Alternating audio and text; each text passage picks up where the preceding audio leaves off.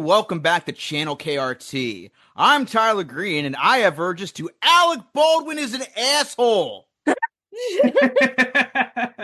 Yo, I'm a train with the face and I'm coming your way. Choo choo, motherfucker. It's your motherfucking birthday. I'm Motherfuckers, come on. Motherfuckers, come on. Motherfuckers, come on. Motherfuckers, come on.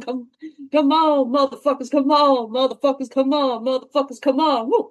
I got 7 Mac 11s, about 838s, 9, 10 Mac 10s. The shit never ends. I'm Randy. No, we are not doing a rap battle today. Why do you wait? Epic rap battles of Channel KRT. Yes, I'm in. All right, so let's bring in our guest today. First off, welcome back to the show, Chandler Desrochers. Woo! Woo! Wait, this isn't Balloon Farm from 1999, starring Mara Wilson? Well. And we have a first-time guest with us today. You know him from our Discord server. You know him from his inane Twitter ramblings or for being the voice of Steve in the Steven Universe parody series, Steve University. Please welcome Rhapsodyblue. Woo! Sparkle, sparkle, sparkle. Fuck yeah, sparkle, sparkle. Yeah! So we finally returned to the world of Thomas after, 4 years. God, yeah. Well, technically in that time we were in the world of Shining Time Station, but it still counts. Yeah, I mean, we still are in the world of Shining Time Station, but it kind of gets the shaft in this one, which we'll get into later. We are talking about Thomas the Tank Engine's theatrical debut, Thomas and the Magic Railroad, which came out on this day, if I'm not mistaken. On the day we're recording, but yeah. Yeah, it came out 25 years ago this day in the US, but it came out in the UK on July 14th. So many people in the Thomas fandom tend to celebrate both days, but me personally, it's always been the 26th. That's valid. So, according to Wikipedia, it came out July 9th, 2000. So, as of July 9th, that is officially the 20th anniversary of this movie. And it is definitely the most specifically year 2000 thing I've ever seen. You know, it's kind of both the end of the 90s and extremely 2000 to me, because there's something about this movie that doesn't feel like it belongs in this century. And honestly, no. I mean, granted, they did film this in 1999, so I can give it more leeway there. But it's definitely a product of its time where, it's still a little bit of crossover from the 90s. And it's just so weird to me that Shining Time Station had enough clout to last that long. While we have our guests here, how about you both go into your history with the Thomas franchise as well as this movie, starting with Raps? My history with the Thomas franchise is I've been a fan since I was in diapers. It was one of those huge things that gave me a lot of comfort as a kid.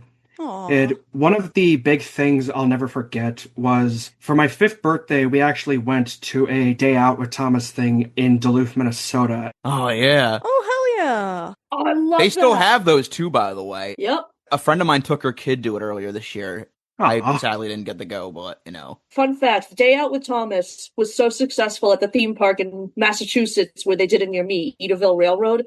They now have a permanent Thomas land there. Wow, that's awesome. Which, is fair because it's a theme park pretty much dedicated to, train. I think it used to be a train station. Now it's just kind of a theme park where the whole main theme is trains. And they officially got a permanent Thomas land in 2015. I would love to check it out, honestly. Even without it, Edaville Railroad is awesome. If you're ever in, buttfuck nowhere, Massachusetts, check it out. Not to dash your hopes, Randy, but I think that actually closed up shop back in 2023.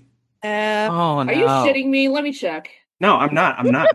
I promise you I'm not. Update. You are not shitting my dick. It's closed. Well, then, fuck you, Edaville. Damn. Damn it, Walt would have loved that! He would have!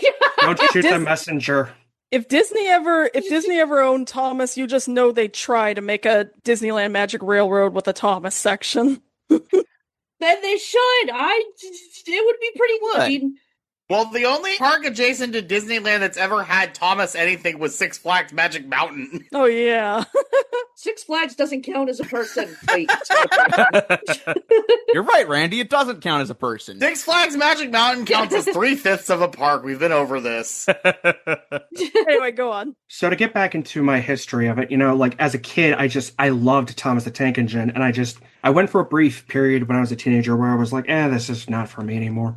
Or then in 2015, right around the time of the 70th anniversary, I was like, fuck it, I still like this. This is pretty cool.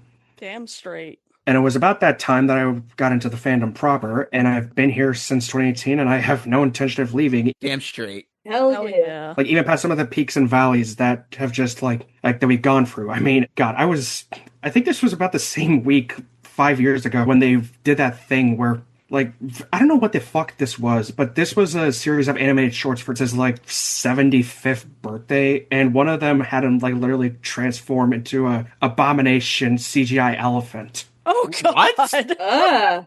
I looked at a top. Yeah, that was a thing. Was this canon? It was not canon. It was part of a series of birthday shorts. Oh, okay. Oh God, Thomas ate the elephant fruit.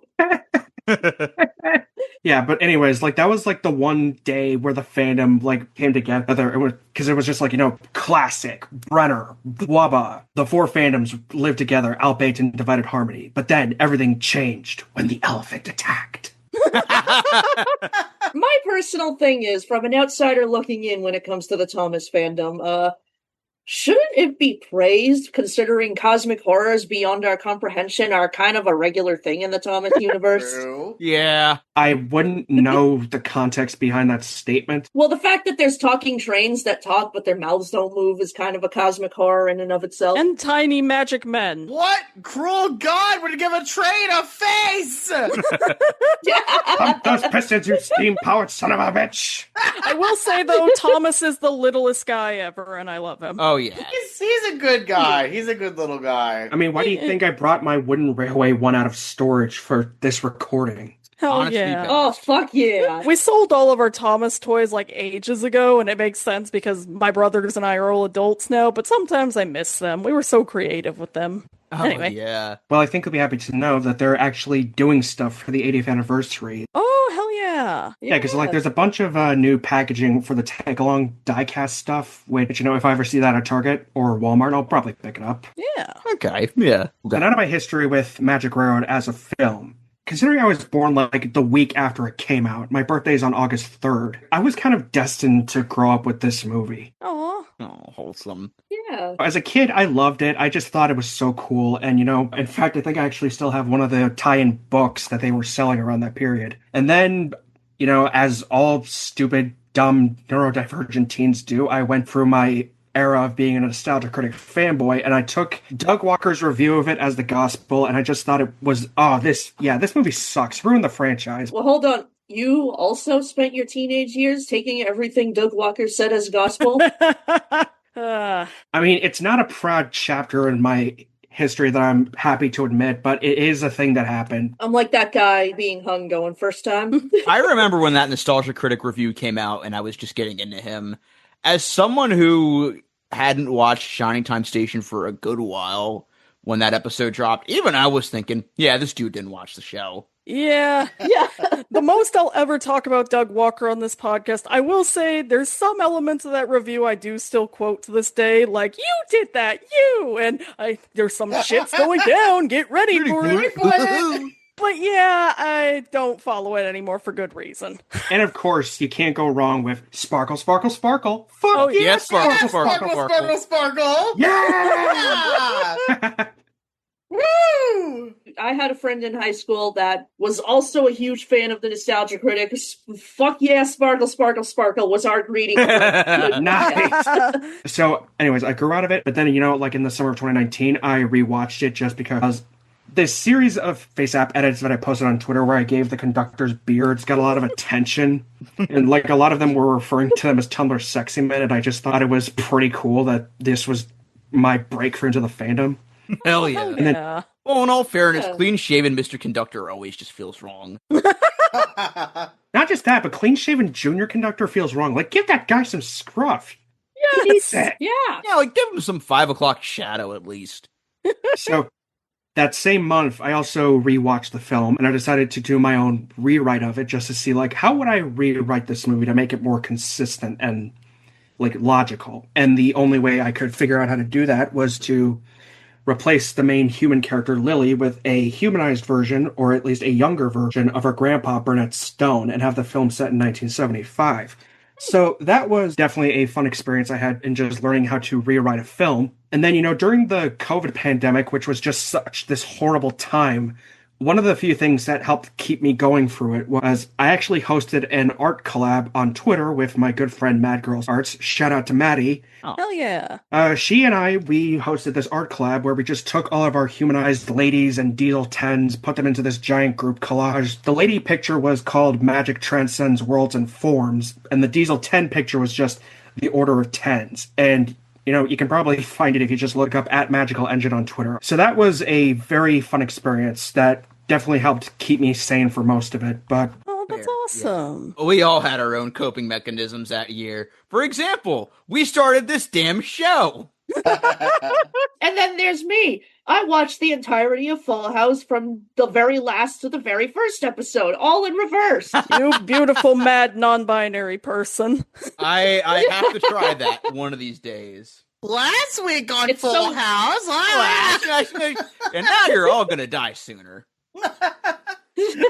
That's literally what I did. I'm probably going to die at like 50 now. So now as an adult, it's like, I understand that it's a very flawed movie. It's definitely got a lot of things that work against it, but like the stuff that's good in it, it still holds up. And it's part of the reason why I can't bring myself to hate it, no matter how much like my inner movie critic just wants to pick this movie apart and be like, this is why it's so bad. This is why it's like, no, it's a mixture of like childhood nostalgia, but then also like, you can tell there was love put into this movie. Absolutely. Yeah, absolutely. Yeah. While I definitely have my criticism of the movie, I cannot say it wasn't made with passion, because it's clear that Britt Allcroft really had some good ideas for this, and as always, she was just always really creative and amazing, and I have to wonder the flaws in this movie, if the studios took it from her, or maybe she didn't have more time to cook what she wanted to make, Okay, everyone else seems to be having a great time putting their all into it.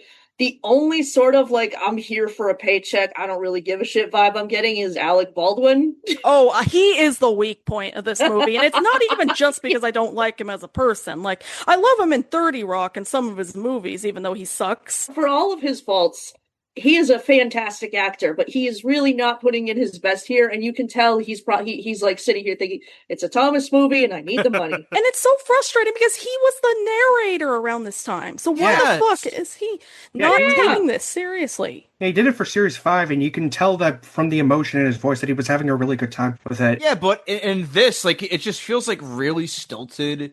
Where, like, when you had George Carlin as Mr. Conductor, like, he was a perfect balance. Yeah, he loved doing that role. I mean, Alec Baldwin, everything he's doing as Mr. Conductor just feels like so... a little too winky wink. I will say this, apparently Alec Baldwin has been coming more around to it. Like, I don't have the Blu-ray of this movie, but apparently on an interview he said that he really did enjoy working on the movie and that he had nothing but praise for Britt Allcroft, which... Of course, yeah. Oh, well, that's good. Oh, of course. And also, there's a lot of criticism that Peter Fonda is too serious in the movie, but honestly, I think he takes it as seriously as he could, because he at least understands the type of movie he's in and doesn't want to downplay what the franchise means to people. Yeah, I especially want to give praise to Peter Fonda for this movie, because I have a lot of respect for him for doing Thomas and the Magic Railroad, because, like, he said in an interview at the premiere, I believe, that he said that he had always wanted to do a kid's film, and I'm like, he could have easily have just done something like a Disney movie or a Pixar film around this time if he really wanted to, like, be in the kids' film market, but the fact that he chose Thomas the Tank Engine of all things is just like, dude, thank you. He went from motorcycles to trains. Yeah. Anyway, this should have been Ringo Starr, you cowards. Well, Ringo Starr or George Carlin, but the best compromise I can think of was if they had kept George Carlin as Mr. Conductor, but made Alec Jr. Yeah, that could have worked. Honestly, yes, because I feel like my main issue with this movie is that it kind of introduces like a new Mr. Conductor and you kind of just have to roll with it. Yeah, and the movie kind of overestimates how much you're gonna like him and his shenanigans. It's like, because we're here for Thomas, my guy. Thomas! We're here for the goddamn character that's on the poster. Yeah. Honestly, I think the way that they could have saved this movie is if they had Ringo Starr, George Carlin, and Alec Baldwin as the three conductors. Yeah, that could have worked. Make it like a Doctor Who, like, anniversary special. Make it the No Way Home before No Way Home was even a thing. Yeah. Yes! Which, by the way, speaking of Doctor Who, for years, I have had this theory that Mr. Conductor is a Time Lord. Absolutely. That would make sense. The whole thing in the Christmas special where he leaves to work with Santa, no, he just regenerated outside of Shining Time Station and laid low for a couple days. Damn straight. Yeah. So I have not seen Doctor Who, so the comparison is lost on me, but I do briefly want to mention two things related to the movie. Going back to 2020, it was around the time that like the art collab was really going into effect that the actual work print for the movie was leaked. Oh yes, this was recent. Yeah, I actually did watch some of that, and while I wouldn't say that it's better than the final cut, I do see a lot more of her vision in this. It's a much more coherent movie, and there's more that actually fleshes the story out rather than cuts it. And to address the big Thomas-shaped elephant in the room, we need to talk about P.T. Boomer, the cut villain for this movie. Okay, P.T. Boomer. You mind if I like explain it quickly? Yeah, go right ahead. So, Britt Allcroft's original vision for the film included not just Diesel 10 as the main villain, but there was also going to be this other villain, this evil leather-clad motorcyclist named P.T. Boomer, who wanted to destroy Lady for reasons that I can't really, like, articulate well, but except for going into my notes when I say this, but, like, let's just say that Boomer was literally going to destroy Lady and, by extension, the entire universe of Thomas and Friends, just because he was salty over not getting Burnett's wife Tasha when he was younger. Skill issue. So my question is, did Boomer predict incel culture? Absolutely. Oh, yes, absolutely. I apologize if this is a little TMI, but there are so many times where Diesel talks where I'm just like, you just know he's like a cringy daddy dom you find that forces himself into your mentions and fucking says, I'm gonna ram into you and you're gonna have to take it, you little bitch. Why does no one wanna fuck me? Whoa, take it in the bedroom, Diesel. I'm gonna destroy her and dominate you. Okay, there was a lot of weird innuendo in this movie, like where Mr. Conductor's like, that's just my little puppy and he needs to be trained. Whoa! Okay, let's tone it down. This is a kid's movie. This was a thing in the script. This was a thing that he mentioned. Except before Michael E. Rogers was cast, Junior was also supposed to be British. So the line was, "Let's just say he's an English puppy in need of a good trainer." Whoa! Oh my god! So my history is much less complicated with this franchise because basically, so I was born in 1997. This movie came out in 2000, so when I was 3, and I was the kind of kid that had a really awesome Thomas the Tank Engine train table in his room when I was little. Yeah. It was so cool, but it was one that was set up with like a predetermined layout where everything was kind of glued down. As I got a little older, I became frustrated with the fact that I couldn't change it and change the track route to whatever I wanted. And so that ultimately led to us getting GeoTracks. Fuck and yeah! Holy shit! At that point, I didn't really care as much about Thomas because GeoTracks were way cooler in my child brain. Because you could build whatever you wanted, and I usually use them to just build roller coaster tracks. Go figure. Oh hell yeah! I still have my Arrow and Eric up on my mantle. Oh hell yeah! Holy shit. Hell yeah. I remember, like, you could put, like, 2 down pieces and an up piece and basically make it, like, a roller coaster track. Like, it would actually, like, just work with gravity. I was kind of obsessed with those for a while as a kid until eventually I got more into Connects, which were obviously more complicated to build with, but gave you even more freedom. But as for the movie was kind of my only real connection to the Thomas franchise as a whole.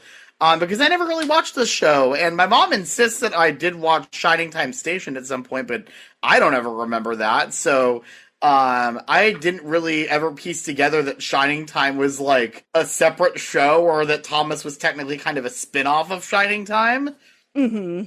So as a kid, I never really pieced together that this was some weird multiverse crossover. I was just kind of like, okay, this is just what's happening in this movie, sure, why not?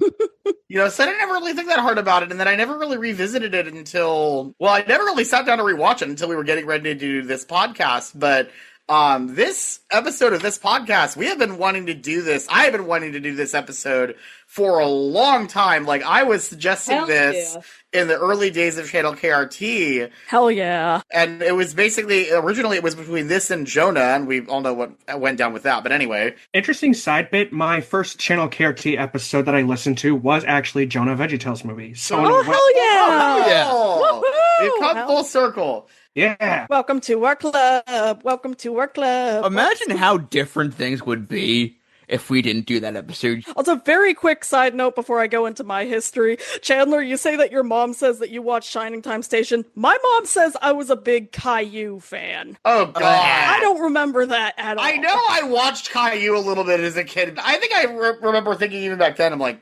Caillou's kind of a whiny brat. He is. My mom literally mentioned to me growing up, her best friend suggested, like, you're starting to watch Caillou. And my mom was literally like, no, fuck that. He's watching Bear in the Big Blue House. Yes! W. Hell yeah. Hell yeah. Also, did anyone else only watch Caillou for the puppet Yes, segment? that's why I Actually was watching. fair. Yes. Those puppets are adorable. Hell yeah. But anyway, going to my history. So I went into my overall history of Thomas in the Shining Time Station episode, so I won't go into that again. But I will add in this that I was obsessed with this movie. Like, I discovered the teaser trailer for it on the Stuart Little VHS, and I just was like, oh my god, this looks so cool. Thomas and the Magic Railroad, rolling into theatres everywhere, July 2000. Then I found it at Blockbuster, and I would rent it weekly for a while. Oh, yeah. Like, I fucking loved this movie. I was obsessed with it. I was inspired by it. I think it even drove some of my creativity for whenever I'd play with Thomas. Then eventually I grew up, and I was like, wow, this is lame, because I discovered internet reviewers. And then as an adult who's let myself finally enjoy kids stuff and also has more of a nuanced look at media, I'm like, you know, I have my issues with this movie. I definitely think there's a lot that could have been fixed, but I do at least see there being passion. Like, if we're ranking, like, movies based on preschool shows, like, if Follow That Bird and Curious George and Blue's Big City Adventure and all that are all the way up here, and the fucking Oogie Loves is down here. Oh, God. Thomas is about somewhere here. Like, there's places to be fixed, but it is nowhere near as bad as Oogie Loves. It feels like it's in the C tier, but it feels at home in the C tier.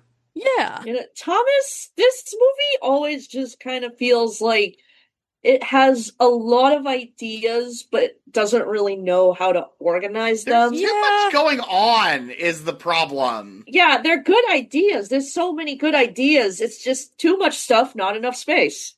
Watching the behind the scenes for this, like, I see a lot of the passion that they really had for this movie, especially in the sets and cinematography. Those look great. Oh, yeah, absolutely. I will say, for as disappointed as I am as how Shining Time Station as a whole gets treated in the movie, they did a really good job recreating the set and the Wayne White mural, and they kept our boy Ned Kincaid, thank God. Hell yeah. Hell yeah. Yeah, Stacy's boyfriend lives. I rewatched this movie.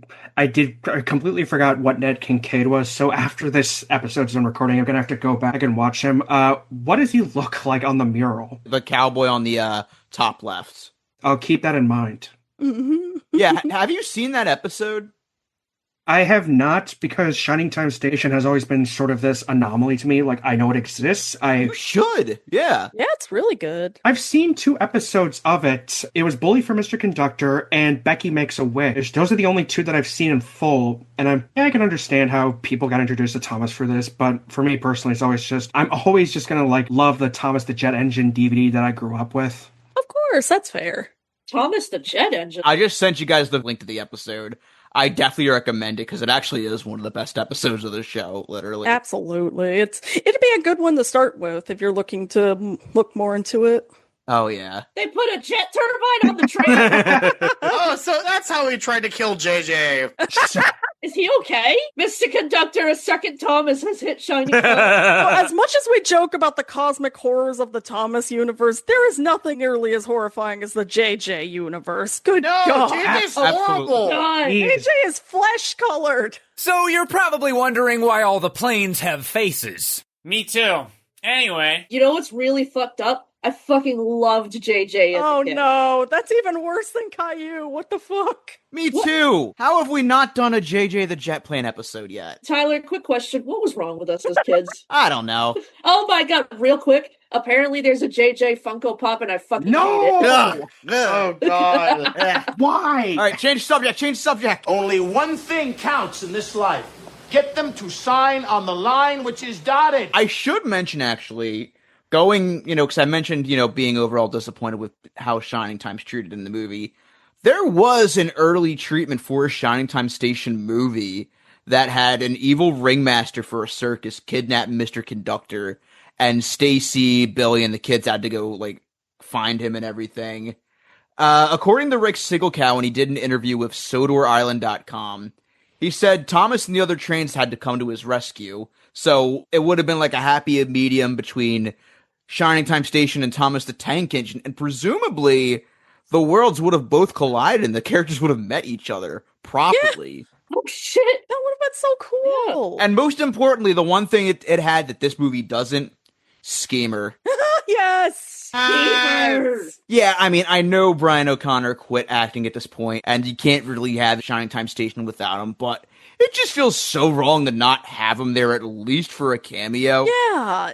I also remember at the time of our Shining Time Station episode, I remember not really being happy that the movie recast Billy Two Feathers. I do think Russell Means is good as him, but the problem is the movie sidelines Billy so much and gives him nothing to do that it just kind of feels like, I just wish there was more of him, show what a cool guy he is. Yeah, Russell Means is good as Billy Two Feathers. He does get some personality left over from the show in that, he does ride trains and everything, and he is the engineer of the station, but at the same time, I just miss Tom Jackson. I just really loved his Billy Two Feathers. Absolutely. He was amazing Indigenous representation. And it's so weird, too, because my aunt has been watching this show where Tom Jackson is a recurring character. I forget I think it's Sullivan's Creek or Sullivan's something. Crossing, I believe. Sullivan's Crossing, yeah, and he shows up in that show regularly. And also on that show is Scott Patterson, Agent Strom from Saw. So that is one of the weirdest crossovers in my mind, to see them two sharing a fucking scene together. Happy hot sauce summer, everybody. Hello, Schemer. I want to play a game. Oh, man. So, going back into my whole theory with, Mr. Conductor being a Time Lord, here's what I think happened to Schemer. I think that what happened was that he was trying to move the jukebox in the station and accidentally crushed the Carlin Conductor, causing the regeneration into the Baldwin Conductor. And of course, Alec Baldwin, being Alec Baldwin, cursed him out so badly that he just ran away crying and never returned. You say that, but going back to 2020, there's not going to be much to talk about because this is probably going to be something for the audience to listen at home or watch on their own term. But basically, a guy by the name of Vinnie Smith did his own Magic Railroad parody movie. Oh, wow. Oh, yes. Yeah. And minor spoilers for the very end of it, but Schemer makes a comeback. And it's revealed that he... Yeah. Yeah, that scene was brilliant. We talked about that on the other episode. And it's revealed that he basically served prison time for, I want to say, fraud or something. I believe it. I 100% believe he would go to jail for tax fraud. Well, to be fair, when he has a quarter fetish or something. Nickel fetish. Close. That was the second thing that came to mind. It looks like an ordinary penny. Because it is an ordinary penny. Just to see Brian O'Connor in the do-rag and handcuffs is just so fucking great. That is a Marvel level post-credits. Absolutely. Obviously, we don't have a ton of time to talk about that, but that Magic Railroad parody movie is so freaking good. It's so good, it's yeah. It's this perfect, remake, but obviously for adults, but it's a better version of what this movie tried to do. Yeah, I love the adult Thomas fandom and their creativity. Holy shit. Oh, yeah. And one thing I gotta preface before this movie now, I'm not gonna be making jokes about a certain incident from 2021 because a real death happened. It was very tragic. Fair. And yeah, we love bad taste on this podcast, but there are limits. That said, there's a scene where Alec Baldwin literally says, "Mustn't let my conducting skills get rusty." Oh no! Oh no! I snapped. We had I to. snapped. I became the Joker. This is your son was hit by a drunk driver. He's dead, Norman. Oh, and you were doing so well up until then. Have you guys ever seen the Comedy Central roast of Alec Baldwin? I have. Oh no, I haven't. No, I have not. So there's a moment where Ireland Baldwin just goes on stage and just roasts the fuck out of him for not just the voicemail, but for just being the shittiest dad to her. Oh, that's right. I saw that. I saw that part. He's literally just sitting there, just coping and seething the entire time.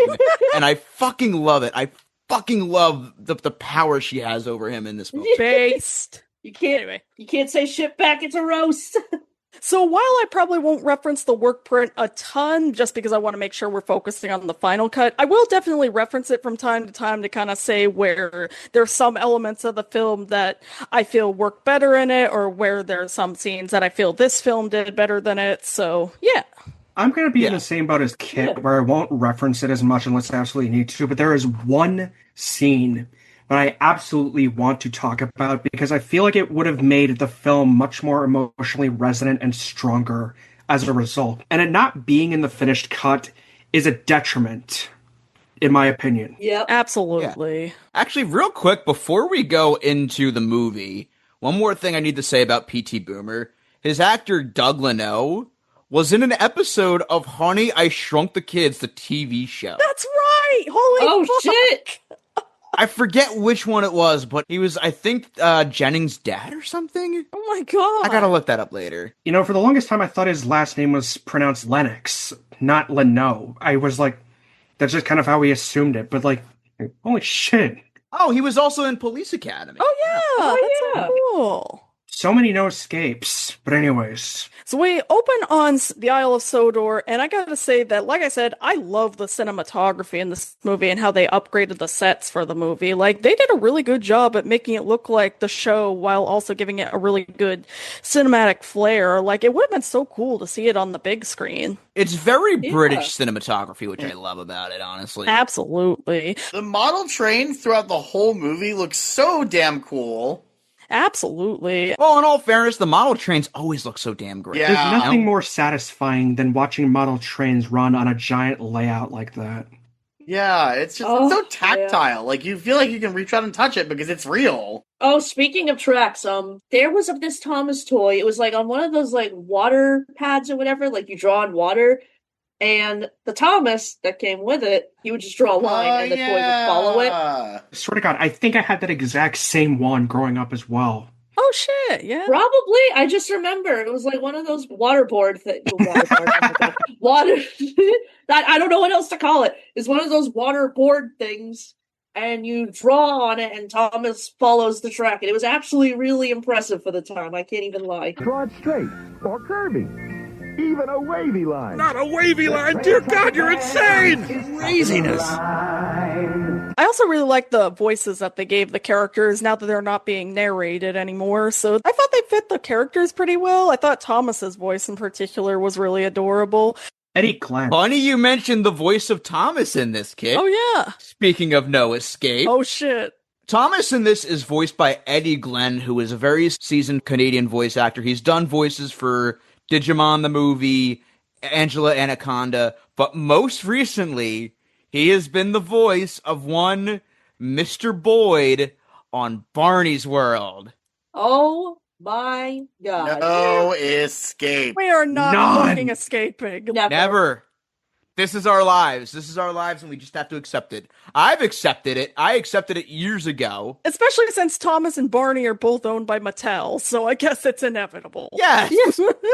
I will say this, the voice cast they do have for this movie is still really good all these years later, because, you know, there's Eddie Glenn as Thomas, but you've also got Linda Ballantyne as Percy, you've got Susan Roman as James, which is interesting. Like, you have Neil Crone as both Gordon and Diesel 10, and then you have my personal favorite voice in the film, which is, I hope I'm getting his name right, Combe Fior as Toby the Tram Engine. Yeah, I love Toby's voice. That's right.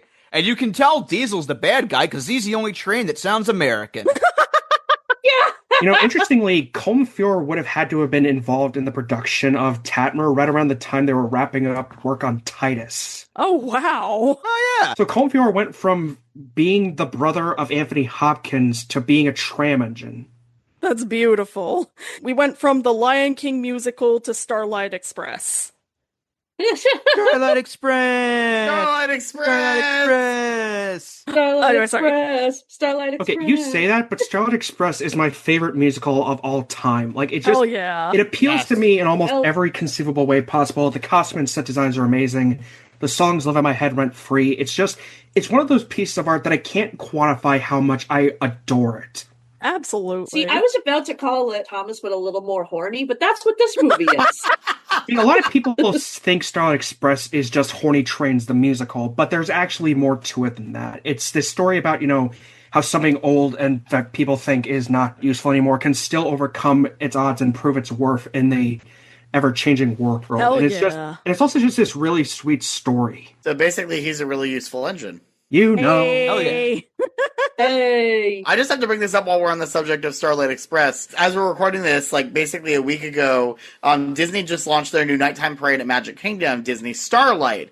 Oh yeah. On the Sunday that it officially premiered, there was a guest that was wearing a shirt that had Peter Griffin in that Starlight Express costume.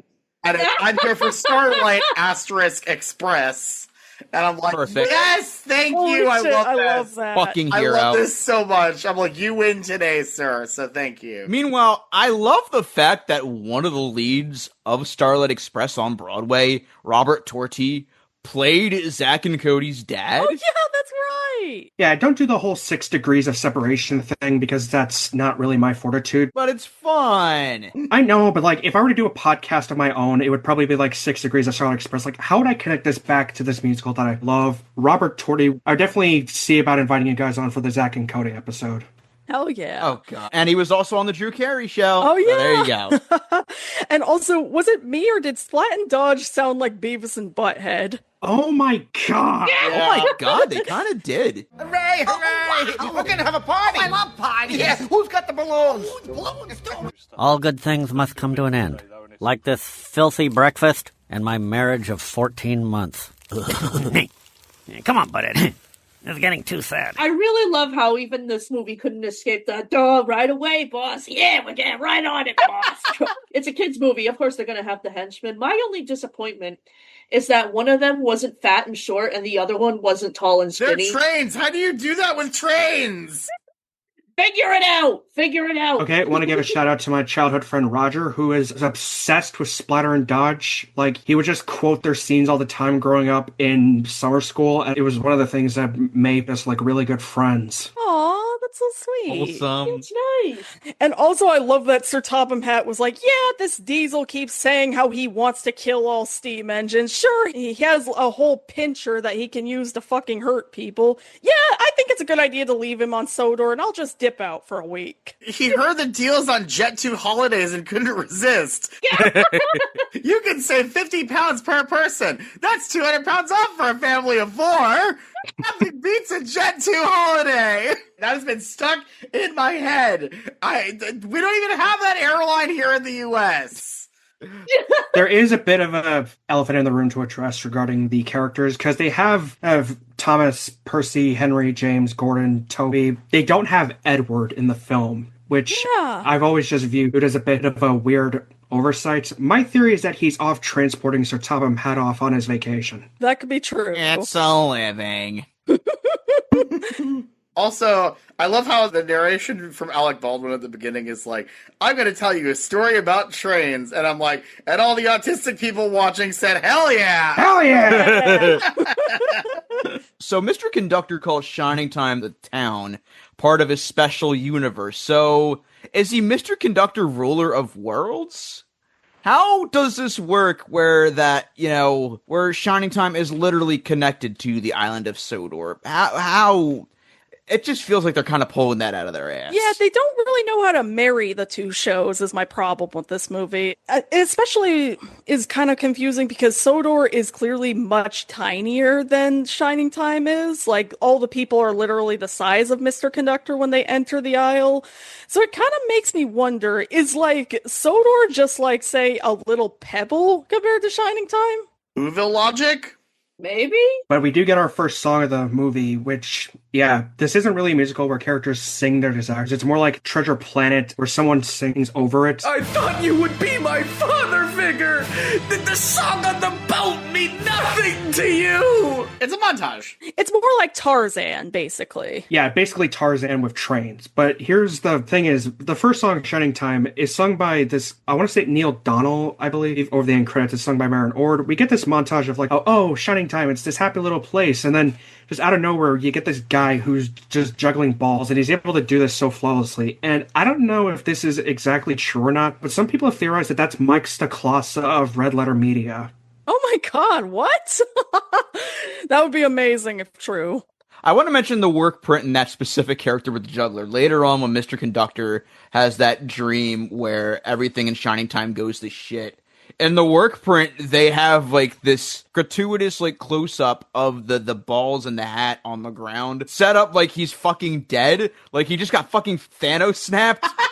Jesus! He died! Oh god, he's fucking dead! He got fucking dusted. I need to remember what episode this was, but it might have been one of the Alec Baldwin Thomas episodes. I remember it was almost like kind of 60 FPS, but there was this shot they had one time of like trains getting scrapped in Thomas, and it was just like a pile of train corpses, and the crazy thing is none of them had faces. They all had like normal train fronts. Oh yeah, that's kind of what happens with ladies. Yeah, that's horrifying. Okay, how did the faces in the Thomas universe work? This is important. This is like the most important pressing issue I'm dealing with right now. It's similar to Star Wars. Your whole body disappears, their face disappears when they die. Yeah, I'm starting to think Sir Topham Hatt may just be a fucking sadist. If the trains are all alive, then isn't this kind of slavery? Well, not really, because slavery implies that they're not working. I don't know how slavery works. That's horrible to say, but like, here's the thing. The way it sort of works as a railway unit is that, yes, the engines are alive, but they don't really have autonomy. They can't really go from one place to the other. So it's not really slavery, as they're more or less just sentient vehicle. Yeah, it's more like a kind of like a two people working together situation, symbiotic. I want to see Hamilton. Hamilton, the hottest show in history? Come on, I'm Eddie Brock, not the great Mandrake. You want me to get house tickets or something? I can barely hold on to my accent. Hamilton. Kit, for a brief moment, I thought you were going to say host and parasite. And I was like, are the trains the parasites or are the people the parasites? Thomas is a mecha anime. Wait, so is there supposed to be like a train engineer running all of these trains? Yeah, there's crews that run the trains. There's a driver and a fireman. Yeah, What if the parasite is actually the thing that gives the trains a face? Like, you know that parasite that, like, goes in snails and, like, the snails have, like, these weird fucked up eyes because of it? What if, like, there's this creature, it's just, like, got the train face on it, and it's just a white tube with, like, legs, and it, like, crawls into all the trains and forces sentience upon them? I'm sorry about that, I'm unstoppable, it's a medical condition! So going back to the movie, the Shining Time station scenes, well, nice. Again, just kind of remind me how it feels like the studios really wanted to focus on the Thomas part way more, especially when we get Stacy so sidelined. Like, why? She doesn't get to do anything. I feel so bad for Didi Khan. She's a fucking treasure, and she's just here, like, not really doing anything. Yeah, she just does not do much in this film, and that's kind of frustrating, because the only other major contribution she has is appearing in Alec Baldwin's dream later on, and she's like... Mr. C, why aren't you here? Why couldn't you travel anymore to the island of Sodor? Or back home here to us in Shining Time? The magic is all gone. The extent of the damage seen in that dream sequence, it's like, that's basically just Shining Time Station after St. Patrick's Day. The way that part was shot, it kind of had me thinking, Mr. Conductor, help! I'm stuck in an Oasis music video. Someday you will find me under shining time. I have it in my notes. They're trying to make it look like the town has been devastated, and the best they can do is the Magic Kingdom hub after fireworks. Yeah! Where there's just trash everywhere. I love the implication that Mr. Conductor was the glue that was somehow holding Shining Time together. Like, what does he do? What is his job? He's just a little guy. Why does the town have to depend so much on him? And the show, literally, all it was, he was just the funny little man that was hanging out in the station telling stories to kids. Now the whole fate of Shining Time depends on him? Is Disneyland held together by the leprechaun that lives in the Indiana Jones Adventure sign? What the hell? Where's that movie? I was like, okay, is there no backup way you can keep Shining Time running as well as the Isle of Sodor? Does it really all depend on this one fucking guy? And then, if so, jumping ahead a little bit, why is the method of getting his gold dust so fucking complicated then? Why is it an escape room? It would have collapsed years ago. Imagine if getting gas for your car was like this. It was like you run out of gas. You're like, okay, well, where do I get more gas? The shell will show you the way. What shell? You want me to go to the beach? Find the goose. Oh, you want me to go to Wawa? Okay, I'll go to Wawa. Fuck. I want some buffalo chicken mac and cheese. Oh, yeah. Yes! So listen, I know that the main focus is supposed to be on Thomas and friends, but at the same time, it feels like a lot of the magic of what made Shining Time Station the show is just sucked out of it, essentially. Because, yeah, we do get, you know, the nice little mural and everything from the show, but at the same time, the way that the set is lit up, it just feels like so drab and dreary, and it just doesn't really bode that well to me. It reminds me of how in MST3K, the movie, where while the set that they upgraded still looks good, it does kind of show just how artificial it is, and it doesn't feel like it's really embracing the artifice in that case. It just looks better in the show, honestly. It's much smaller than it was in the show, too. That's the thing. Like, it was this grand, elegant space, and now it's just like a small, compact train station where they actually did cut out Schemer's Arcade, weirdly enough. Yeah. What happened to Schemer? Enough of this nonsense about Schemer. There was never any Schemer. The jukebox puppets ate him. There's no schemer in Boss Sing Say. I'm not a schemer. I try to show the schemers how pathetic their attempts to control things really are. So, I will definitely say this. A large portion of this film was filmed on the Isle of Man. Oh, cool. Which is this beautiful country, like, landscape. I have never been there myself, but, you know, based on what I see in this movie, yeah, I wouldn't mind checking it out. Is it in Britain? Yes, it is. Yeah, it's definitely off the coast of where Sodor is supposed to be in universe. Oh, cool. Because in universe, Sodor is between this small coastal town called Barrow in Furness, I believe, and just like away from Tidmouth, it's the Isle of Man. So if there's another issue I have with this movie, it feels like there's a lot of padding during the Sodor scenes because we have to have like dumb shenanigans pop up, like James dealing with a fly where he's like sandal fly, boot fly, shoe fly. I was half expecting him to say McFly and the Back to the Future 3 train just crashes in. Oh god, yeah. Well, Diesel is basically just Biff Tannen in this movie, so... He is! I can do whatever I want! I'll get him, too! With Pinchy! Again, I own the police! Besides, they couldn't match up the bullet that killed your old man! I gotta ask a question about the Thomas universe. What is, like, the vendetta against diesel engines? They're more efficient and we can't have that. It's not like steam is, like, any better for the environment. Yeah, I'll explain this as best as I can. So, in the original books, the Reverend Audrey was a huge steam engine preservationist. Like, this was around the time they were, like, pulling them out of Britain and scrapping them in favor of the then modern diesel engine. And so he wrote this whole book about this character Duck and just how he deals with this black BR-80 class diesel, just named Diesel. And that was supposed to be like a one-time thing, but, you know, as the books went on, there were more diesel characters added, so that, you know, not all diesels are like that. We have Boko, we have Bear, we have a bunch of others, and then in the show, it's mostly just trying to be a translation of the books until season 5, where they start doing more original stuff. And so, it's not really much of a race war as people believe, but it's more or less just a conflict between, like, you know, the old-fashioned but still reliable towards the new and flashy. That makes sense, yeah. So it's not like anything that you would find in the New Yorker where it's supposedly worse than any horror movie or some bullshit like that. Right, yeah. And also, some of the dialogue in this literally relies on the whole, no, you're not, yes, I am, over and over. No, you're not. What is this? A worse version of the Pee-wee movie? So going back to Shining Time Station real quick, there's a bit where Stacy finds one of Burnett Stone's old drawings, and they kind of set it up like it's about to go into like this whole bit, explaining like his backstory and everything, and then it just kind of cuts. We couldn't afford a flashback!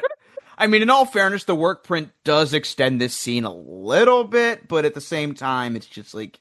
But did they have actors ever cast to play young Burnett Stone and Tasha? In narration, I guess. In the narration in the finished film, but in the work print cut, they do have a scene of young Burnett and Tasha dancing together. And Tasha's his wife, right? Yeah, Tasha is Burnett Stone's sadly deceased wife. By the time this movie starts, Tasha has sadly passed away. They don't really explain it, but the loss really affected Burnett, and is part of the reason why he's so like mopey and in this depressive funk. Yeah, I'm not gonna lie. I thought the twist was gonna be like the grandma was Lady all along. Yeah, I'm not gonna lie. If they did that, that would have been pretty ballsy. It would have been. Yes. Or at the very least, he's a reincarnated version of her. Not him literally marrying the train. Let's not do that. No thanks. Hey, I've seen what the Thomas fandom is capable of, alright?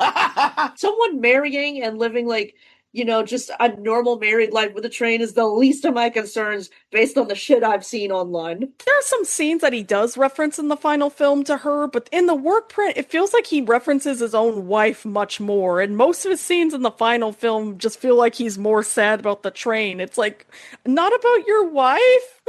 Yeah. Also, I forgot that he had a house for a moment, so I thought he lived in the cave with Lady, so I was like, oh god, he lives in the Calico Mine Train. He just fucking sleeps in Lady. I'm gonna have to look up the Calico Mine Train later, because that sounds really interesting. It's amazing. Remember me, Burnett, when I killed your wife? I took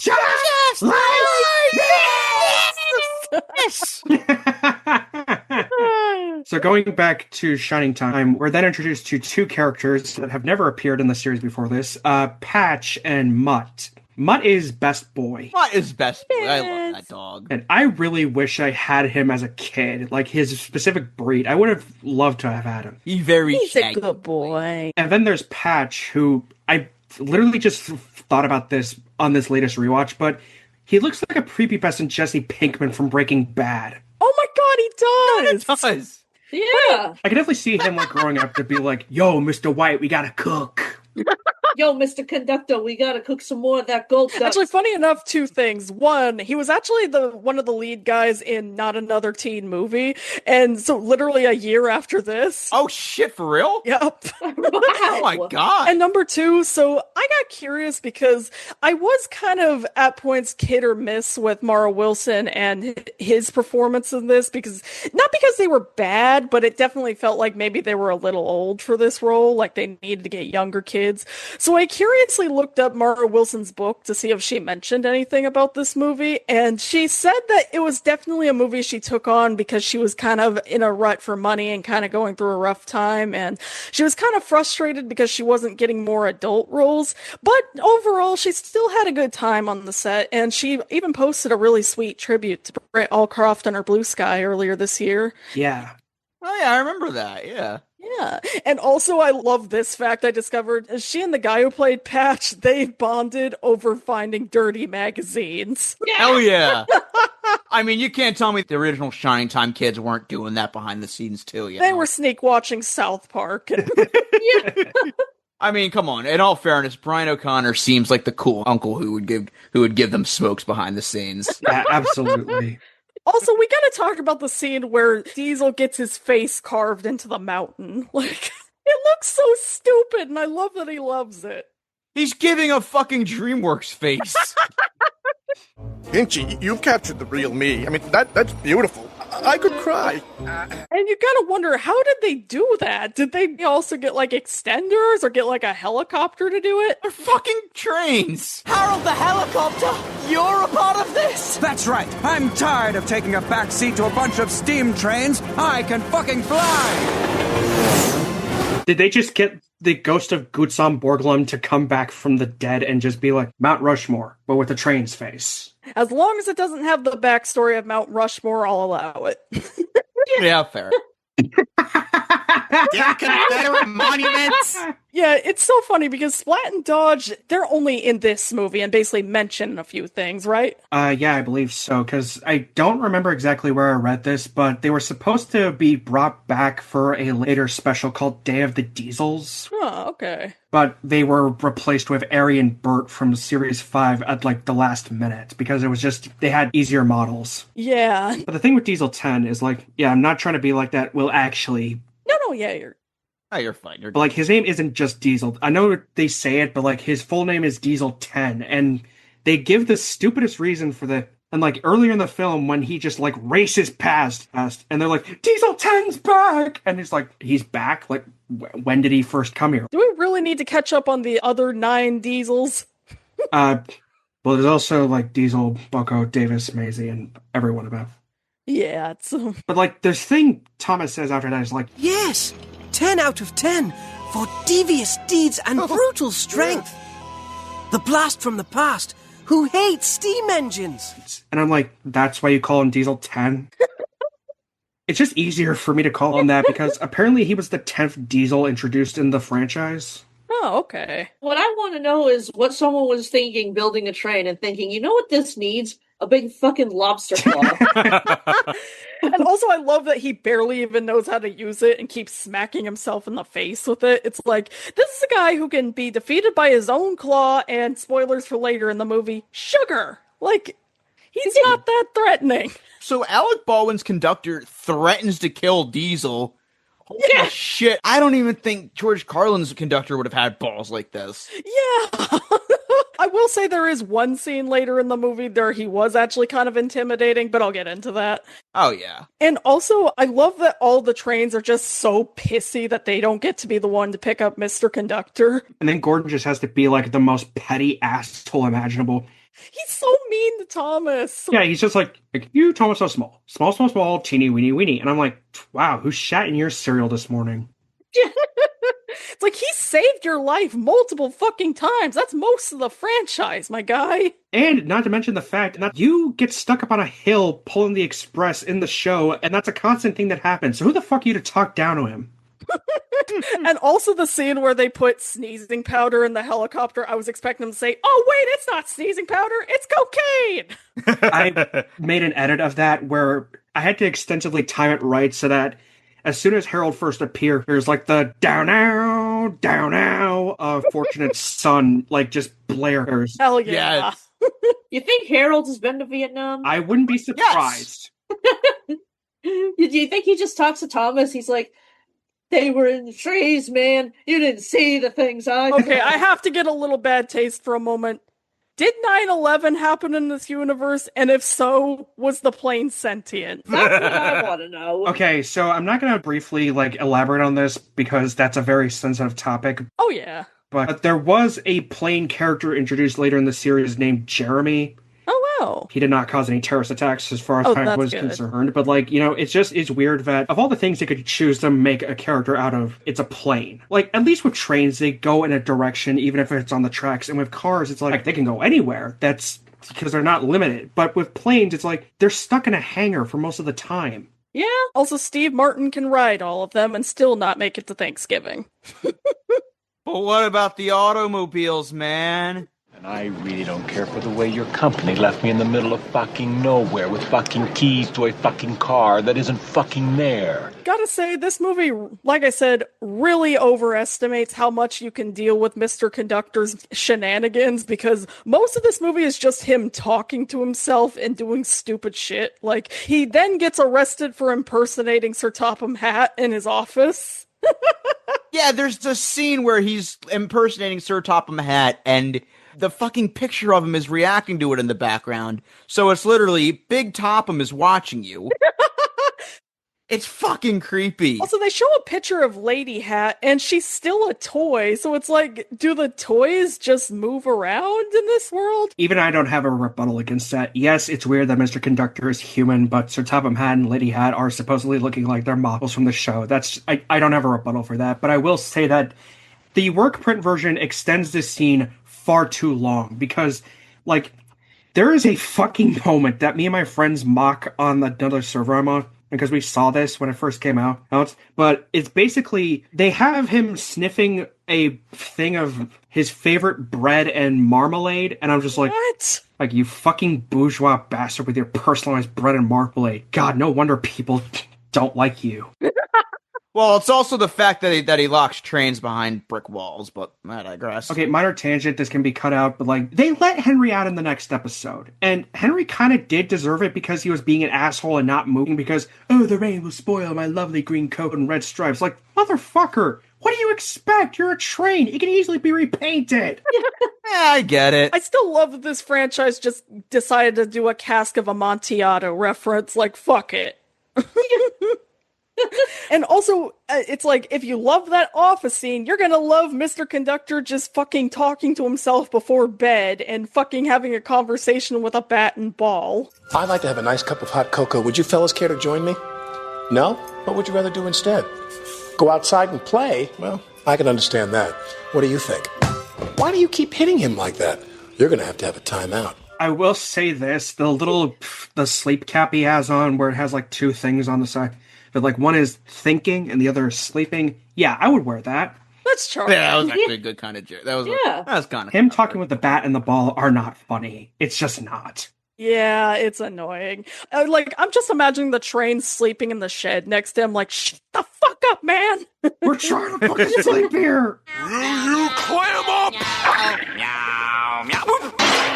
Even Bluey would be like, what the hell are you doing? Let Bluey say fuck. This game of keepy uppy fucking sucks. Oh my god. The sheds are under construction because reasons. Like, there's literally scaffolding that only exists just to wake all the engines up when Diesel 10 arrives, and he's like, they pull it down, and it's like, cinders and ashes, it's Diesel! No, not beat builders! So in this scene, Mr. Conductor realizes he's running out of gold dust. Losing a sparkle, huh? What perfect timing. I'm suddenly having problems with my sparkle. I can't get it up anymore. I mean, oh, wait. Also, he steals Toph's name for Aang 5 years in advance. Oh yeah, that's a recurring thing, is that he calls Mr. Conductor Twinkle Toes. Yeah, and there's also a point where he calls it Twinkle Toes Magic Railway, which you just know was an alternate title for this movie. Yeah. Well, the interesting thing is that in the pre-production stages, this movie was actually going to be titled Thomas and the Rainbow Railway. Oh, I kind of like that. Ooh. Oh yeah. Thomas and the Rainbow Road and Mario rides him. I used to play bass for Rainbow Railway. When confronting Diesels, it's always important to carry sugar packets from the deli, because you'll never know when that'll come in handy. Again, he should have just fucking killed him right there and then. It's like, oh shit, I'm gonna lose my magic, and there's a good chance I could get killed by this guy. I should defend myself. This would have been over much sooner if Mr. Conductor just fucking killed him, you know? Does Sodor have stand your ground laws? Do trains have rights? Also, the apocalyptic-ass dream he has about Shining Time just melting. I know we discussed this, but I just love how it looks like Shining Time just fucking got hit by a hurricane or something. Yeah. It looks more like what would happen if you had like a massive St. Patrick's Day rave. Like, there's just a local Irish pub, and it's just, you have all these people stumbling out being like, our hands are about it died, we'll drink and drink and drink and then some more. So, in the Shining Time song montage in the beginning, they show a kid with a helium balloon, and then in like the second dream sequence, you see a close up of that sad balloon on the ground. I'm like, so it was inflated long enough ago that it stopped floating and it's on the ground, but it's still what circumstances would have allowed this to happen? Saddest balloon scene since the red balloon. That movie makes me sad. One more step and the red balloon becomes the dead balloon. I could not have foreseen that. But then we have to also bring up Lily, and, you know, they introduced her in this city that I've always just assumed is Seattle because it's so fucking rainy. Yeah. And also her mom is just cool with her letting her climb this random ass ladder. Like, it's one thing that you're sending your daughter all the way off to this place she's never been to. Why are you letting her climb up that? I think a script treatment mentioned something about her mom being pregnant. Yeah, because I did notice the actress was pregnant during the scene. I didn't know if that was intentional or not, or maybe the reason why she couldn't travel with her. Probably the reason why she couldn't travel with her to see her grandpa, but, just a waste of Lori Haller. Yeah. Yeah. Although I do love her bluebird. That bluebird was adorable. Yeah. Lily also likes traveling with plushies, which I can relate to that. Damn straight. Based. Everyone always wants that bluebird plushie. I wanted the little toy train of Burnett's that he has when he's playing with it in this workshop, and he's looking at this beautifully made painting of Lady that he probably did. Oh man, yeah. Oh yeah, that was. And he's just like, but I didn't guard you well.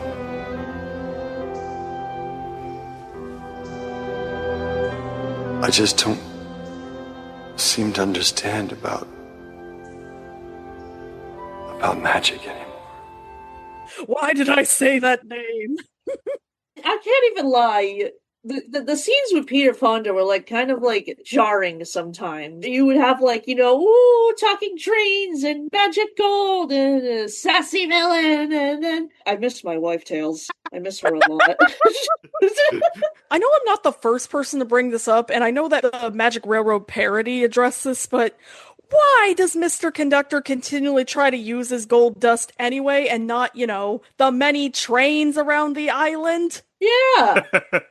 Literally! Why does he not take a train to find the windmill? He's on an island that solely exists to have magic trains! Why are you teleporting across the island with magic trains? And he literally at one point just goes all the way to this fucking grassland himself instead of taking a fucking train. Yeah, he literally just climbs this fucking mountain all on his own. But then we wouldn't have the very much compelling eating carrots to figure out to call his cousin scene.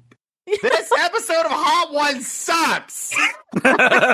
Even as a kid, it's odd that there's this rabbit living on the island of Sodor that has a fully functioning garden, and he's able to write letters, and he's just like, try these instead, they're good for the brain. Gone fishing rabbits. I don't recall the show having talking animals. Not only talking animals, they later on have a talking tumbleweed. It's got a Texan accent, too. I used to play bass for random Texan tumbleweed. So eventually Alec Baldwin just starts playing fucking word association with himself. And one of the things that caught my attention was him saying, sausage, bicycle, toothpaste, beach.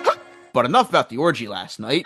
I don't think he was acting. They just caught him going crazy and they just fucking filmed it. Alex off his meds again. This is how it was for Steve Burns when he used to act on the blue screen alone in Blue's Clues. Just fucking insanity. That's right, Magical Medron. You're my friend. Everyone loves you. Alanis Morissette would never write a song about you. Can we talk about Lily not following any signage in the train station and just following the dog? What was that about? Look, I love dogs, but I would not trust them to know where the fuck I should go. And also, what was the point of even having there be a different train to take her to Muffle Mountain versus Shining Time? Because she ends up just getting taken to her grandpa's house by Stacy anyways. The only other thing that she does in this movie is just drive her to Muffle Mountain, sure. So why not just have it be, she's gonna go take the train to Shining Time Station, and then her grandfather arranged for Stacy to take her from the station to her grandfather's house. What was the point of having the two trains? That doesn't add anything. Okay, let's say Muffle Mountain doesn't have a train stop. Then why not at least say, okay, you're going to stop at Shining Time Station, you're going to get an Uber up there and fucking go all the way up obviously in 2000 it would have been a taxi or something, but how does he even figure out that she's at Shining Time? Because the audio in the train station says that there is a stop at Muffle Mountain. So what was the point of writing this? Yeah. This just goes back to this movie is more complicated than it needed to be. The only excuse I can give for why that scene is the way it is because they likely wanted to have more scenes with Mutt, which, I'm all for that. I love that dog. Oh, yeah. Fair. I mean, dog actress, but, you can have the dog be hanging out on the train. I will say that I do kind of like the scene where Lily's on the train because the cinematography during it just looks so damn beautiful. That's nice, yeah. Oh, yeah. Yeah. But you could have still done that. You didn't have to have her get on the wrong train. Yeah. I know how the moon must feel. This song was rejected from Elma Palooza. You can tell. You can tell this movie is set in the early 2000s, or that transitional period between the late 90s and early 2000s, because some dude is sitting behind Lily on a laptop. He's just typing away at something, and you just see this other person next to him on a cell phone. It's like, if they had not been there, you could probably make the argument that this movie is timeless. But no, because of those two specific people, it's the turn of millennium. Thanks, assholes. It's the equivalent of people saying, oh, nobody talks to each other on the bus. They're on their phones. It's like... First it was newspapers, then it was laptops, now it's phones. What's next? The mind device that all gets forcibly implanted in us? And what is the guy on his laptop working on? Oh, just draft number 553 of Freddy vs. Jason. That said, you could tell those other riders on the train were the type of who would have their phone out, blasting their music at full volume, and just refuse to ever buy a set of headphones. Like... Excuse me, I'm trying to sing my Oscar bait here. Hey, at least it's not the fucking subway where someone's gonna get on and start dancing using the pole in the middle and then expect you to tip them. It's like, dude, you're blasting music on your boombox, which is literally against the rules of the subway, and you're trying to have people tip you? Fuck you! What time is it? It's showtime! If you're gonna blast your music, the least you could do is blast Marrakesh Express. Fucking boomers, or should I say, fucking PT boomers. Also, can we talk about the fucking brushing scene? That looked tickle all gone, James. That did not look better in context. No, it didn't. Oh, God. Which is why the stoner parody just goes all out with that. And also, there's a scene later on where Alec Baldwin is reaching for his thing, and you just see his middle finger doing this. It's like, that had to be intentional. Oh, yeah! That was intentional. Going back to the brushing scene, that James is like making this whole thing about, is it because I'm red? Diesel says it's a tyrant color, but Mr. C, red looks so nice against the snow. Not unless you're Carl Showalter in Fargo. I have never... Because I'm green, isn't it? I have not seen Fargo in full yet, but I do know that the ending involves Steve Buscemi just getting thrown into a fucking wood chipper. Yes, and Family Guy later parodied that.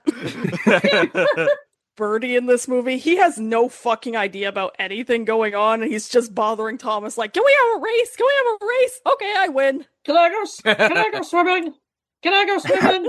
I'm a bus in a world full of magic trains. I have no use. Also, I wanted to say earlier, but I was taking my dog out, but the helicopter resents all the freaking trains on this island. That said, he is kind of a comfort character for me, because the episode where he and Thomas have a race is one of the VHS tapes I watched a lot as a kid, and I owned a couple of his toys, so... Oh, hell Wait, yeah. which character, Birdie or Harold? Birdie. Oh, okay, yeah, Birdie. because I was thought... wait, Harold and Thomas. I thought you meant Percy, because that was the thing they did later in season 2, but... Oh, yeah. By the way, remember how this was supposed to have audience participation? And by the way, I think that you're going to help me and Thomas somewhere in this story.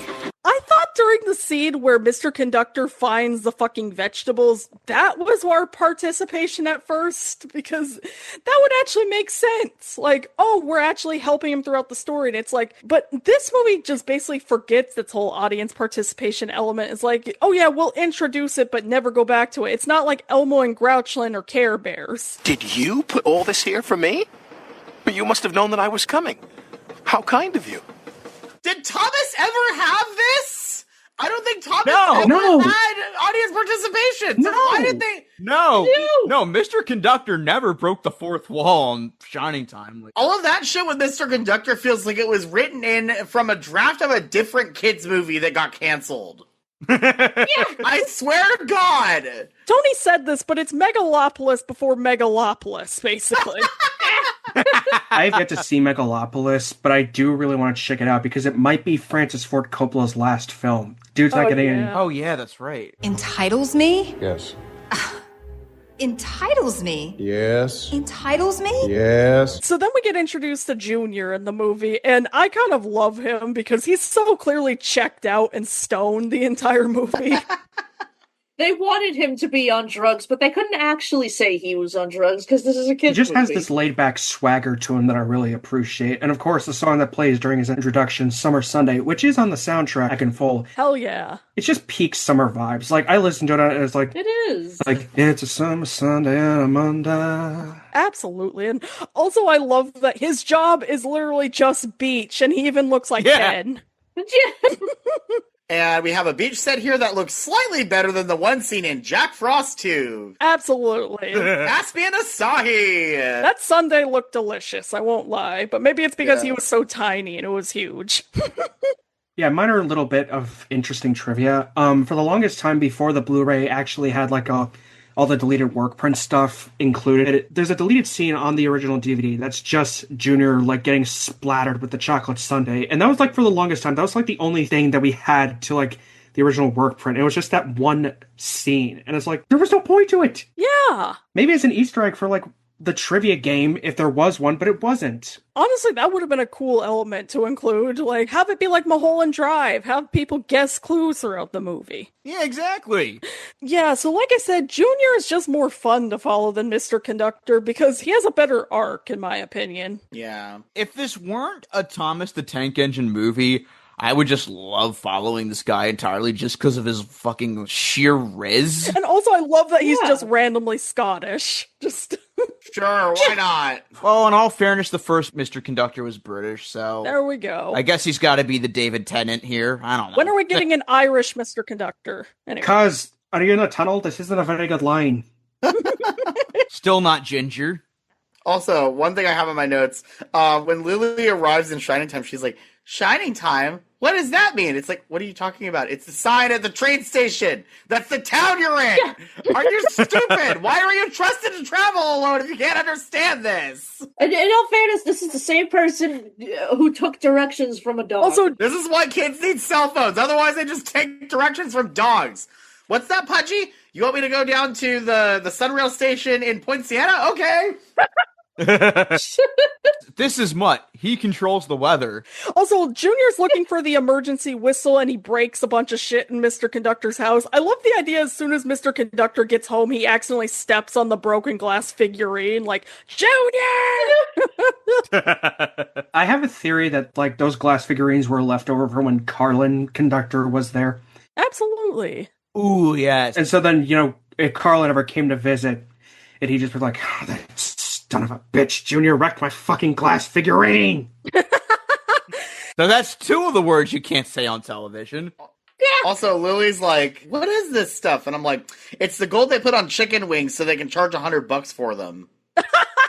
Do you know you can get those gold foils for like $5? I think that glitter gave me trauma back to whenever I do a craft and then I'd accidentally inhale some of the glitter. Like, oh god! And it's not pixie dust from Disney World because that stuff is silver, not gold. Because this pixie dust at Disney World is wishing pixie dust. It's not flying pixie dust. On the plus side, your lungs are now serving. Hey. Hell yeah.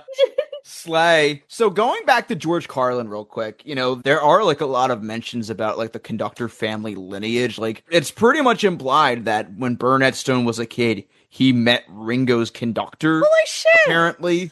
Oh yeah, I love that. And I'm just thinking, like, you know, I feel like a lot of this would be warranted a bit more if we actually saw, like, the George Carlin and Ringo conductors, like, at least give them, like, a cameo or something to, like, move the plot along and just help us understand the severity of it. It would have been a good way to introduce the audiences who may not be familiar with Shining Time Station to it as well. It'd be a good way to make it more broad. Yeah.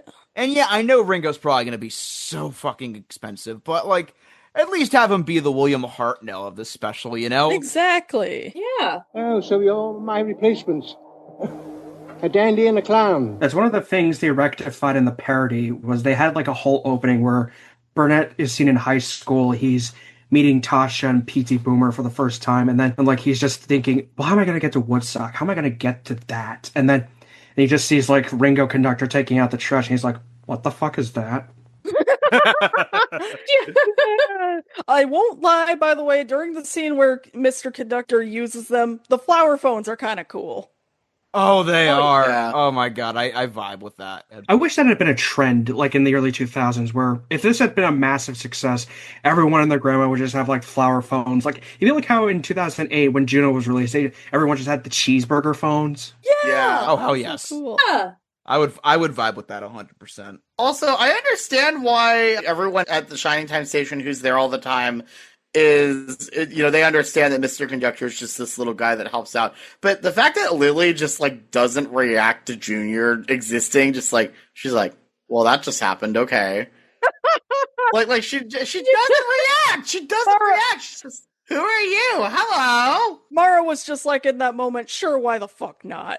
A more realistic reaction to that would have been like how in the first Ted movie, when Ted first appears, the parents are like, oh, it's so cute. They're like, Jesus H, fuck!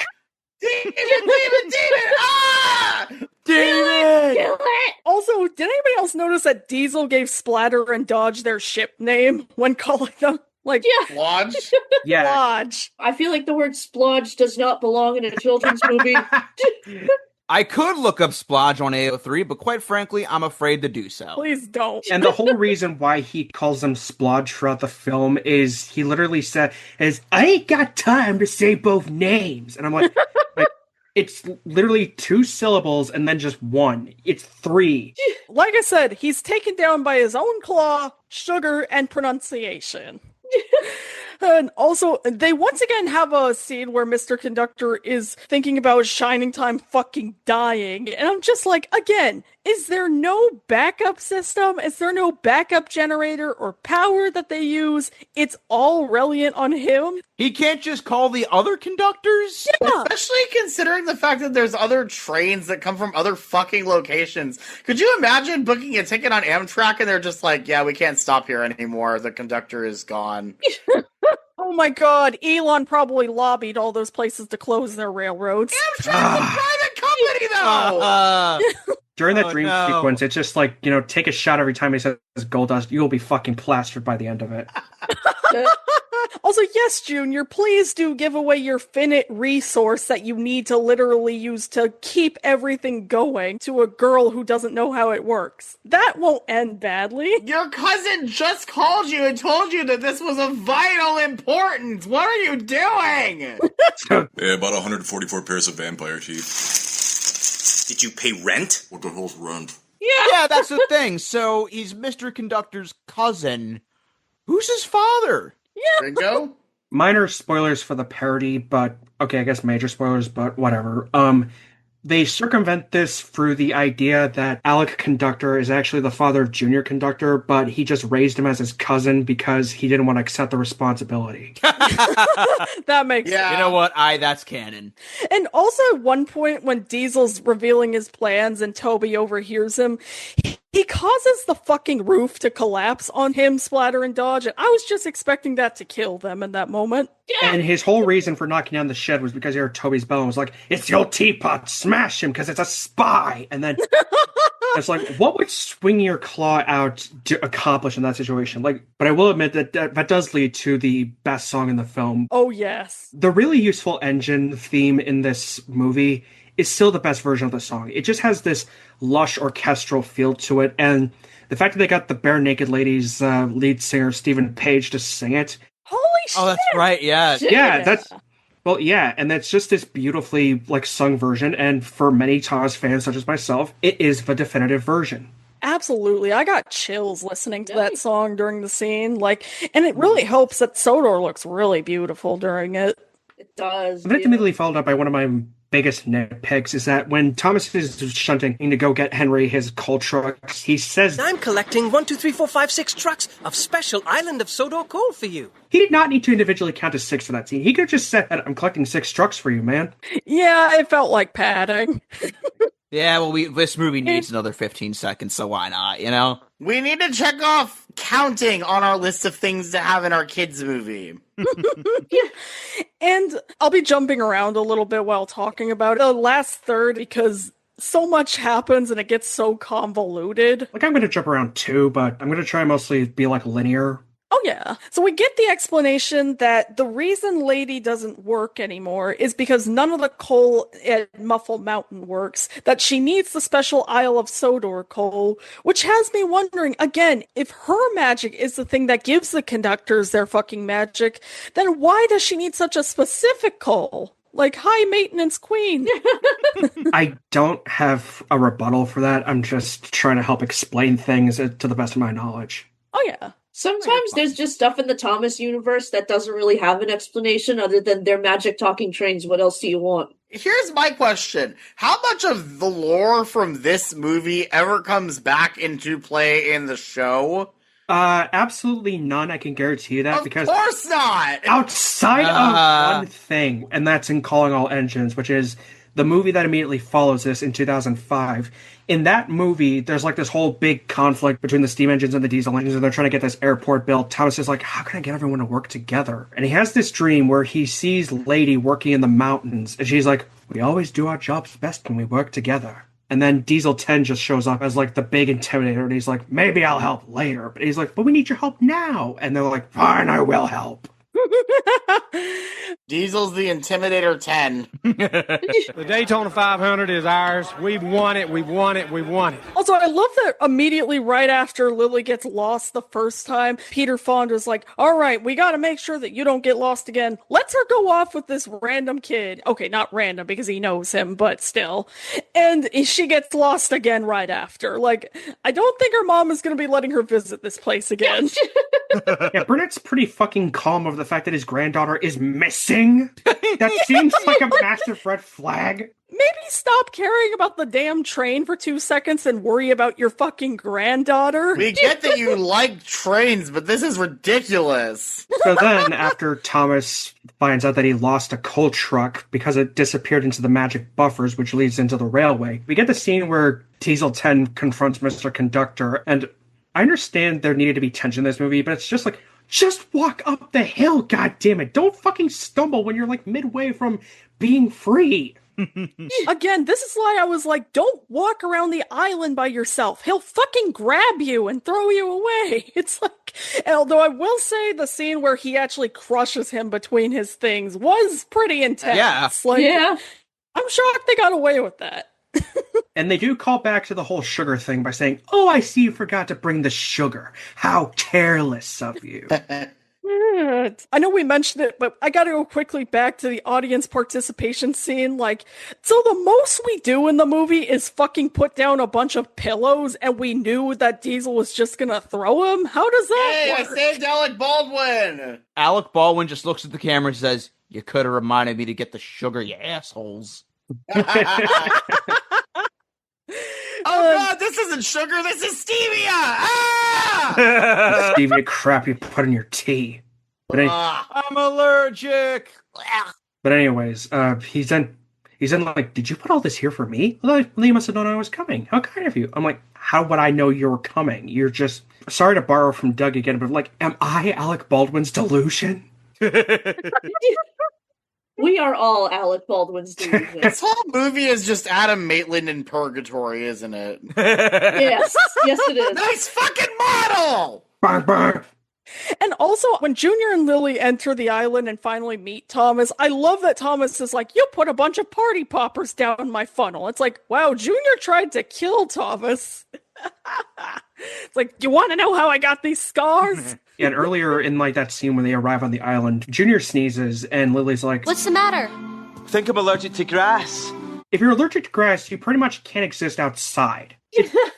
There's a thing about pollen allergy, which I get is more reasonable, but just saying you're allergic to grass, it just has me thinking, like, how the hell do you survive? We have found the perfect rebuttal to touch grass. I think the implication there is that because most of his time he spends relaxing and at various places. Like, he also says that he gets sick while traveling around, so it's like, okay, I guess the implication is that he's learning to really get out into the world, but it's still kind of weird because he would have been around grass if he was at a beach. Exactly. Well, more sand than anything, but, you know. I don't like sand. It's coarse and rough and irritating, and it gets everywhere. Minor pet peeve, but in the scene where he invites Lily to go to Sodor with him, what's blue, green, red, and goes, Beep beep. A parrot, and you mean chirp chirp. Ah, trains, talking trains. Trains don't go beep beep, they go toot toot. It's basic logic! Yes! Yeah, when I first heard the lady horn, I dead-ass thought that was like a bird. Also, the way they get through the buffers is that they apparate, basically. Yeah, what was that? They astral project, basically, through it, and it's like, okay, so then why do we even need the trains to come in here? This movie about magic trains is not making a strong argument for the trains needing to exist. Also, I love that the only sign that everything is going to shit so far because of the magic going out is that this bridge is starting to collapse. Well, that and the fact that the magic road itself is covered in these dark, twisting vines, because that's how you know things are going to hell in a kid's movie, is that everything's starting to get corrupted. It's the Spirited Away forest. Yeah. Well, see, my headcanon is that the bridge isn't even the result of the magic going away. The bridge is just the result of the fact that Sir Topham Hatt went on vacation and just doesn't give a crap about actually maintaining this railway, and he's setting the conductor up to take the fall for it. Oh, it is. Like, why would you have sheds be under construction when you could use that money to repair the fucking viaduct? Exactly. And also, Sir Topham Hatt calls Mr. Conductor on the flower phones, and Junior answers it and nearly gets Mr. Conductor fired. It does lead to probably the biggest laugh of the movie, because he's just like laying on the picnic blanket that's just there for whatever reason. He's like, no, this is his cousin. Who's this? And then he just says, with like the most shit-eating grin imaginable, Oh, hello, Hattie. No. He's hanging around here somewhere. That gets a laugh out of me every fucking time. I don't know why. It's just the way he says it. Absolutely. Also, Junior nearly gets himself decapitated because he climbs all the way on the windmill. Like, it's like at the fun fair. And the Darwin Award for Dumbest Dumbass goes to Junior from the Magic Railroad. Yeah, what the hell? They wanted so bad to say he was on drugs. And somehow he perfectly lands on Diesel as he's going around. Clearly I missed something. When did this become a Subway Surfers movie? Also, I thought for a moment when he lost his bag, he said, "Oh no, my bitch bag." You won't be doing any surfing up here, Mr. Kahuna. Diesel's hijacked him. No, he landed on top of a moving vehicle. And it turns into Mr. Diesel's Wild Ride because there's one part of the Isle of Sodor that literally looks like hell. That's the smelter's yard. Yeah, another pet peeve of mine in that scene is that he's like, what's gonna happen to Junior now? Well, my family is usually pretty good at getting themselves out of trouble. Eventually. I don't know what eventually means, but it sounds very, very long. Thomas said the word hijack 30 seconds earlier. How do you not know what eventually means? But how does he not know that? Which brings us back to 9/11. A sentence we say too much on this podcast. Which brings us back to... So now they're sitting around a fireplace, and he's trying to do all these, like, card tricks, and then for some reason he just gets, like, really, like, self-retrospective, and he's like, I haven't told Junior this, but soon he'll be as weak as I am. And it's like, he's your fucking cousin! Yeah, maybe you should warn him. Like, if he relies on this magic too, maybe you should fucking warn him. Hey, we got a shortage of, like, the shit we need to survive. Again, I mentioned this earlier, but there's a talking tumbleweed in this fucking universe. Howdy, partner. Excuse me, coming through, pardon me. Oh, that's just nothing. It's just one of those things that does not make sense. There's a scene where Percy just randomly shows up next to Tom and he's like explaining what's going on. Like, was it really so difficult to just film a scene where Percy is like, Thomas, they found the buffers. We have to send Lily back before all is lost. Yeah, it's Mr. Conductor's like, hey Thomas, do you want to take Lily back? And he's like, but what if it's dark and cold and bumpy, and what if I don't make it back? Like, wow, Thomas, season 5 you wouldn't have given a shit about any of this. Like, season 5 Thomas, if you don't remember, he was just like so fucking dumb with everybody. Like, in one episode James is complaining about, like, why should a splendid engine like me have to take messy gold cars instead of passengers? And Thomas is just like, James, why don't you just think about something or someone else for a change? Yeah, he's done giving a shit. I love it. Thomas in season 5 is the equivalent of when an autistic person runs out of fucks to give and just turns evil. Yep. Honestly, I get it. Oh, yeah. When autistic people are like, I'm going on my villain arc, and it's literally just setting boundaries. Yeah, Exactly. honestly. Oh my god. Fucking mood. I will say that the scenes of Thomas riding in the buffers actually looked kind of cool. There was something kind of eerie about it. Mostly because you could actually see what was happening. Yeah, the blue lighting definitely goes a long way for it. And this may just be me, but like I still get pumped when like the music like swells when Thomas just stops and he's like, "We're going back for that coal truck," and the sound design just enhances. Hell yeah! Fuck yeah, let's get this. Like I said, it's literally the equivalent of them deciding to set up the train as the new DeLorean in Back to the Future 3. I love it. And then they go past the Primeval World diorama. They go past it, and then a big lightning strike wakes you up from your nap. Yay! What the hell was that about?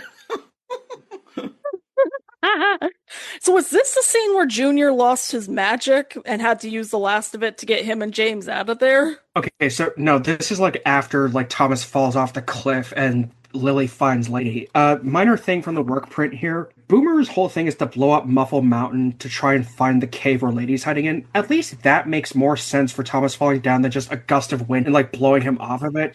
Yeah. But at least he has his priorities straight because instead of being like, "Oh no, I'm gonna die," he's like, "I've left the coal truck behind." The fact that Thomas looks like he just gets friggin' raptured.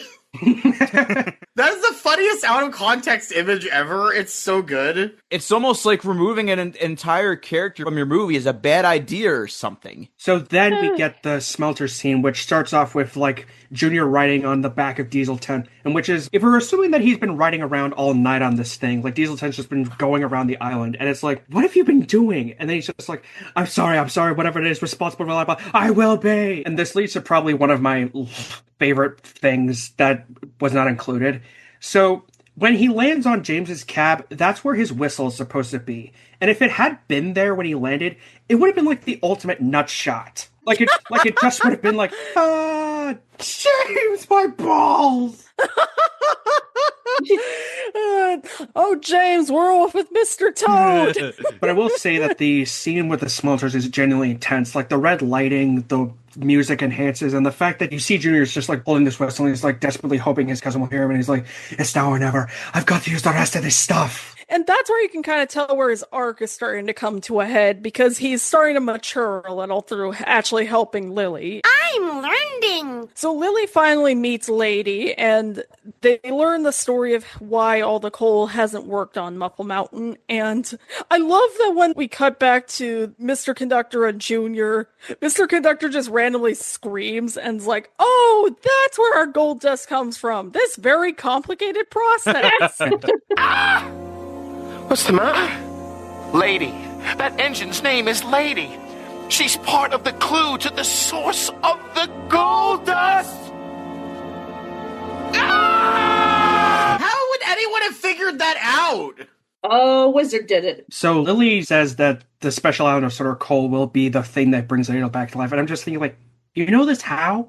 Magic. Because fuck you. That said, I do like the scenes between Peter Fonda and Lily. It feels like they're finally getting to live up to their potential. And this does lead into the thing that I brought up at the very beginning about the one thing that I wanted to mention about the work print, is that they have this whole scene where basically Lily is asking Burnett, like, did Tasha ever take a run on Lady? And he just gives this, like, he's like opening up his emotional barriers for the first time since she's died. And he's like saying this very tragic stuff. Grandma loved Lady because I loved her, but she never took a ride on her. I couldn't fix Lady in time. I wanted to take Tasha on our shining time.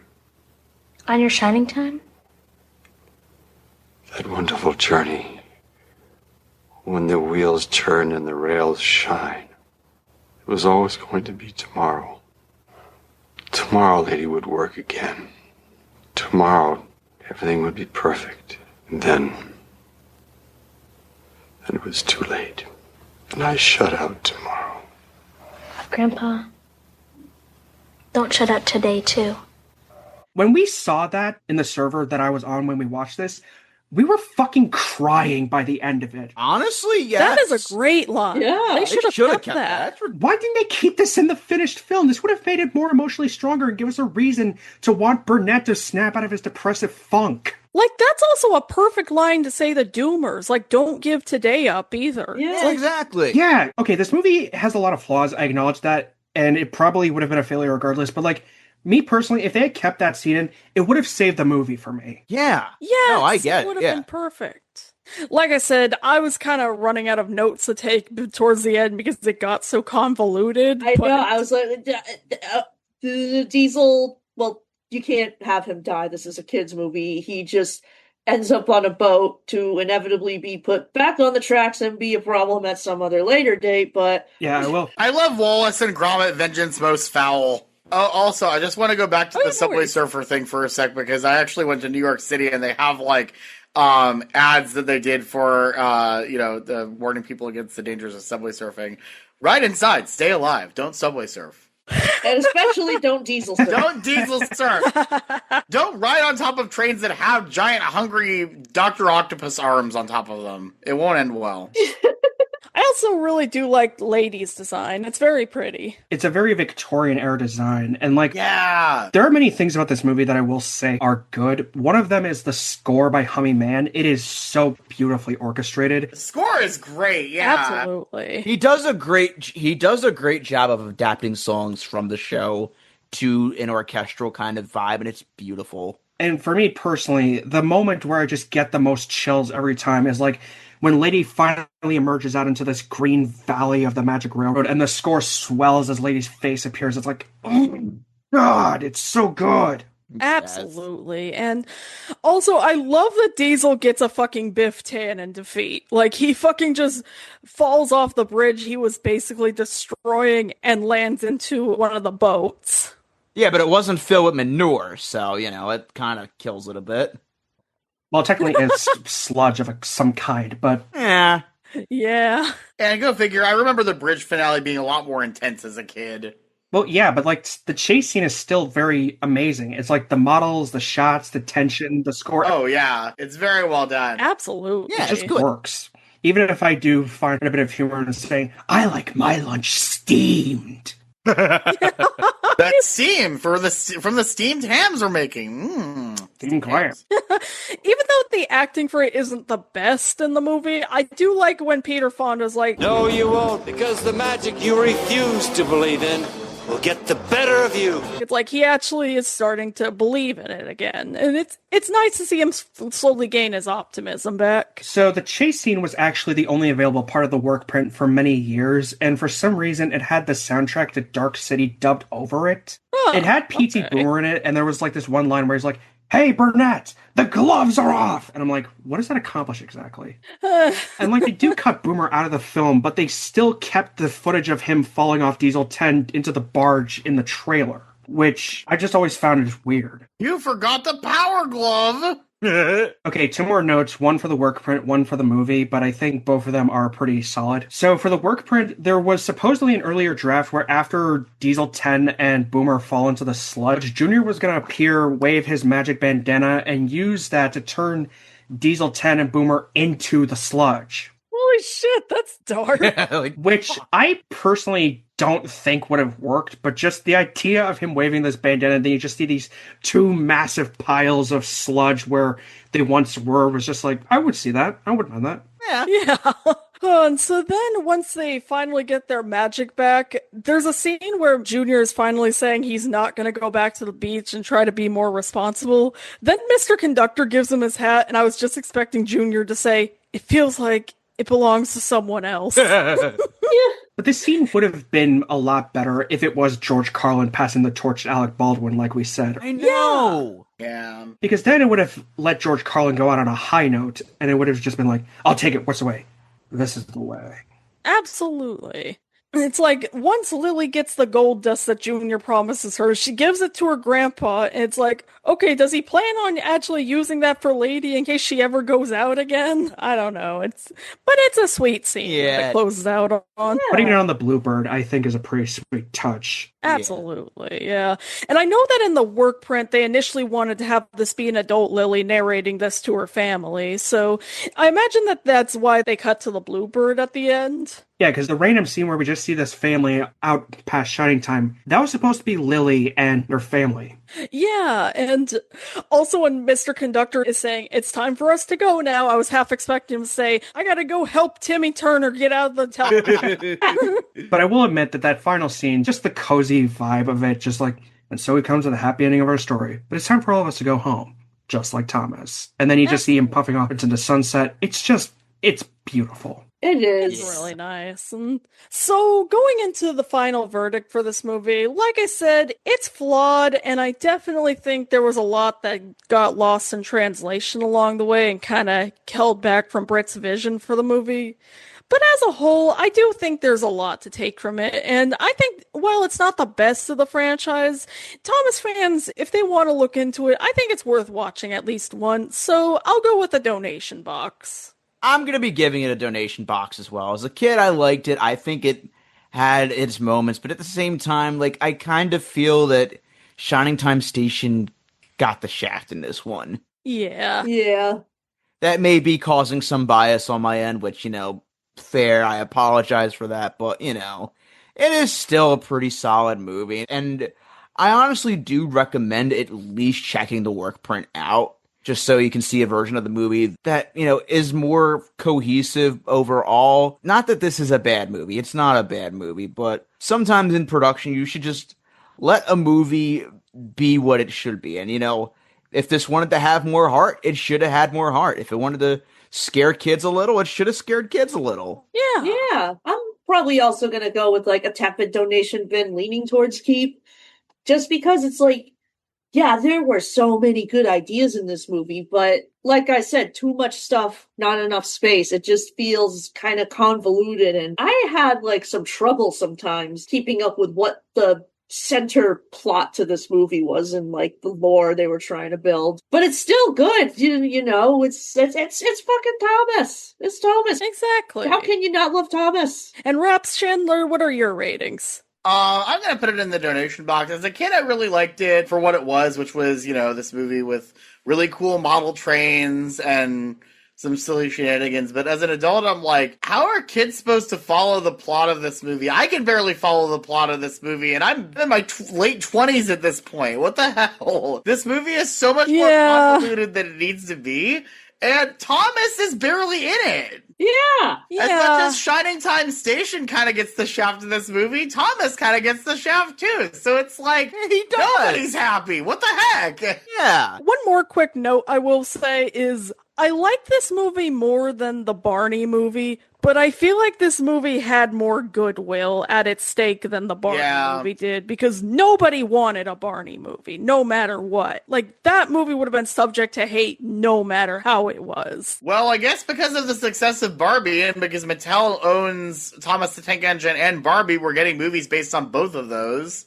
And I'm interested to see how those are going to turn out, because we already know Barney's going to be done by like A24. I don't know what's happening with Thomas, what their angle is with that, but that'll be interesting to see. The Thomas movie is going to be directed by Mark Forrester, who did Christopher Robin, I believe. Oh, yeah. Okay, yeah, that's going to be good work. then.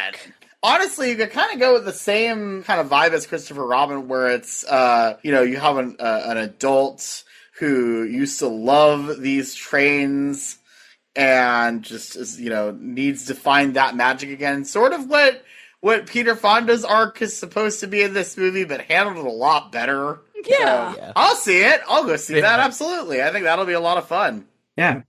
So here's my final verdict. This is going to be the most emotional I get regarding this, but if we had done this episode like last year, I would have confidently said put it in the donation box, because, it is a very flawed movie. It is a very mid movie compared to some of the other stuff that we got from this franchise. But then Britt Allcroft tragically passed away last December, and that just smacked me in the heart, because this movie was the only thing she ever got to make. And it may just be my inherent empathy, but I've always just, like, when one person makes one movie, no matter the overall quality, it's like they put their heart into it. Yeah. Absolutely. Even if it's a very flawed work of art, there is still a genuine bit of sincerity you can feel in the film itself. So as much as I would want to put it in the donation box, I think I'm going to have to go with keep, just because this movie has continued to shape my life, and I can't imagine a world where I don't love it. That is totally. That's so sweet. Absolutely. And as one final note, I'd like to add to my verdict as well. I just want to say a huge, huge thank you to Britt Allcroft herself. She was absolutely amazing, gave a franchise that meant so much to millions of people, and had such a passion behind every project she made. She is so missed dearly. I agree. Rest in peace. As much as I joke about the Thomas universe being like a cosmic horror beyond our comprehension, it's also really nice, and it's brought so much joy to so many people. I could never hate it. It's similar to Jonah VeggieTales movie. While I don't consider it the best of its franchise, I do see a lot of passion behind it, and an attempt to try to make something really good. And also, like, if nothing else, you get to watch really awesome model trains. Like, that's just cool. Yeah. Oh, yeah. Hell yeah. So once again, thank you so much for joining us, Raps and Chandler. This was so much fun. Yeah, no problem. Thanks for having me. This was very much fun. So you can go ahead with your plugs if you'd like. So you can follow me at Twitter, Blue Sky, and DeviantArt at Rhapsodyblueva. If you're more interested in hearing my takes on film, you can also follow me at my Letterboxd, which is also at Rhapsodyblueva. And if you've ever wanted to see what would happen if Steven Universe met the comedy of Red vs. Blue, you can hear me as the voice of Steve in my good friend Carson Ibarra's Steven Universe parody series, Steve University. Sweet. Hell yeah. Hell yeah. You can find me on YouTube at Sunnyland Productions. I also have, regrettably, I'm still on Twitter. I'm trying to get myself off of there, but I'm still on Twitter. Take your time. At Starport97 and at Sunnyland Prods. I also have a Discord server you can join. All of these lovely people are in that Discord server. Yes, we am. We just chat about yeah. cartoons and whatever the hell else. One little thing I was looking at this. So I have technically been on a Thomas the Tank Engine ride, kind of, because I was on it before it was a Thomas the Tank Engine ride. Because Six Flags Magic Mountain, one of the rides in what became Thomastown, before that it was Goliath Jr., which is super funny because it was like, you know, it was trying to be like, oh, this is the junior version of this massive hyper coaster next door. Oh, yeah. And then it was, oh, well, actually, no, now we're going to make it a Thomas ride. And then it's like, well, actually, we don't have the license for that anymore. So now it's just a generic train that conveniently looks a heck of a lot like Percy. There it is. I love that. We need a Thomas Park again. We like, do. The fact that there's not one is kind of insane. I wouldn't mind getting one in Minnesota, personally. Hell yeah. Eat a bill, get on that shit. What? He loved trains, you guys! So I am no longer on social media except for Letterboxd and Discord. You can find me MuppetVision_3D on there. You can find me Muppet Breakout on Discord and various servers. And you can find me trying to make a sequel with Ned Kincaid. Hell yeah. You can find me as MCR Rocks with an X on Blue Sky. I haven't really been on there as much, though. I am also same username on Space Hay and on YouTube. And you can find me trying to figure out what parasite causes the trains to have faces. And also I'm where Shemer is, which is jail. No, I'm kidding. And as for me, you can find me on the usual spots, Tyler FG on Twitter, Tyler FG96 on Blue Sky. You can find the show at Channel KRT on Blue Sky, Channel KRT Podcast, all one word, on Instagram. And we also have our Discord server and our Facebook group, which you can find in the link tree in our Blue Sky bio. And if you want to help support us, we have a couple options. First off, we have our Patreon, where you can find exclusive minisodes, outtakes, and episodes of this very podcast at its earliest convenience. And you can also check out our Ko-Fi, where we also have exclusive minisodes and outtakes, but you can buy those individually for $5 a pop.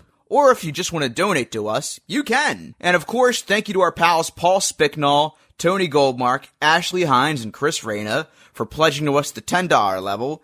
And a huge thank you to our executive producer, Gomer. All right, Channel KRT, we choose you to static. Oh, yeah. Nothing true.